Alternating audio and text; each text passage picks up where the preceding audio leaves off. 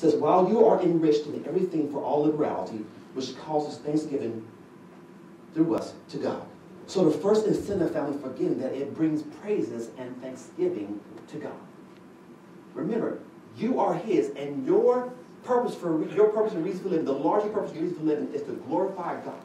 That's why, to glorify God. He created us to glorify Him. It's not about you, it's not about me, it's not about this church, it's to glorify God. Verse 12. For the administration of this service not only supplies the needs of the saints, but also is abounding through many thanksgivings to God. Again, he says it again. Our giving cheerfully and willingly brings praises and thanksgiving to God. Also, it meets the needs of others. You see, back in the Bible days, it wasn't about buildings, Ephesus and this program and that program. Now, some of the programs might have been created, but it's really about meeting the needs of people.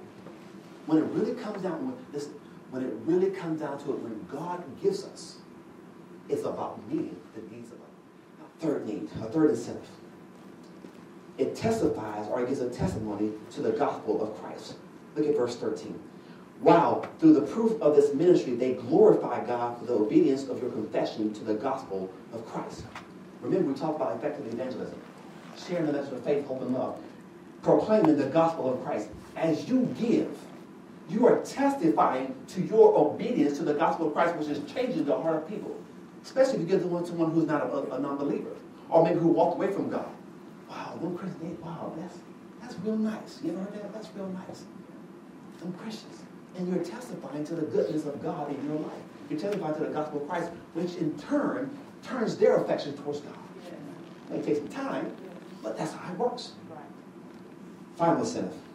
Read through. Verse 13 again.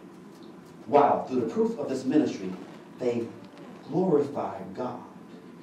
So the fourth incentive for giving, and that it glorifies God. Remember, we have been created to bring glory to God, to lift and magnify His name on this earth in the eyes of others. When we give it to someone who is in need, financial despair, whether it's money or we're just spending time with them, where it might be, it brings glory to God. This past